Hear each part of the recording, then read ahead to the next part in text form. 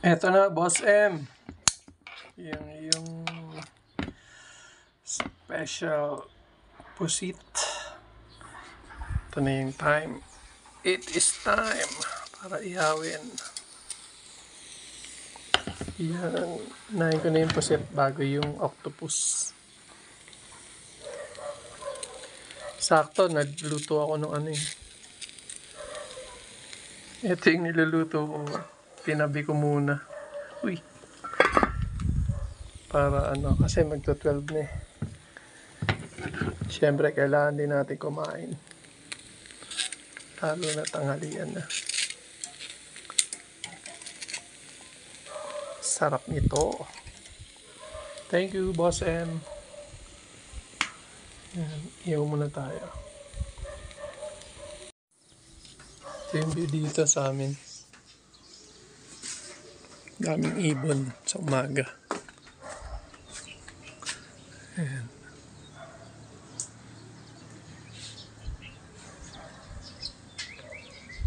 Ibang huni ng ibon. Kaya naglalagay ako ng mga ano eh, birdhouse.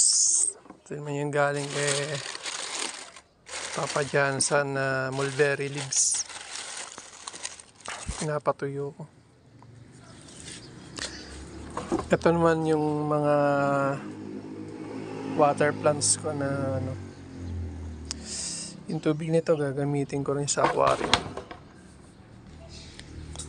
Ayan. Ganyan dito sa amin.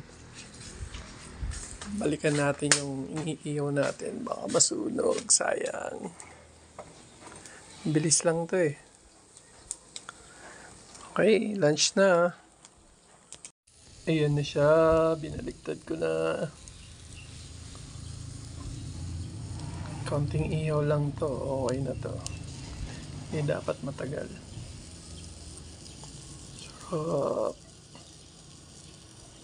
Sarap ng lunch natin ngayon. Ayan na yung pugita. Pogi. Pogi. Pogita.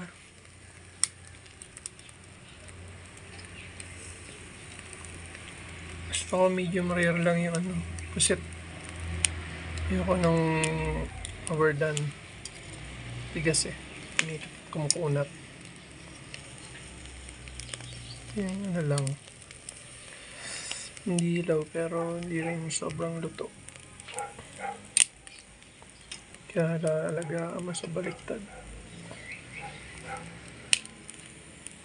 Ito na yung tatlo. 3 stooges. Tapos ito naman yung mga kaibigan nila. Pag lumalabas na yung parang tinta, okay na yan. Yung sabihin, mabot na din yung init. Okay. Eto na. Iniyaw na pusit. Sa gitna yung octopus. Boss M, thank you. Ito na, tirahin na natin to bago matira ng iba. Kain tayo. Kumawa ko na sa usawan. Kamatis, sibuyas, kalamansi, sile, saka toyo. Ito malapit. Yung kanin ko. Sunog.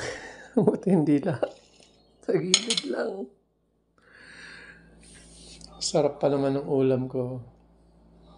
Uy, lumabo. Yung ulam ko, ang sarap.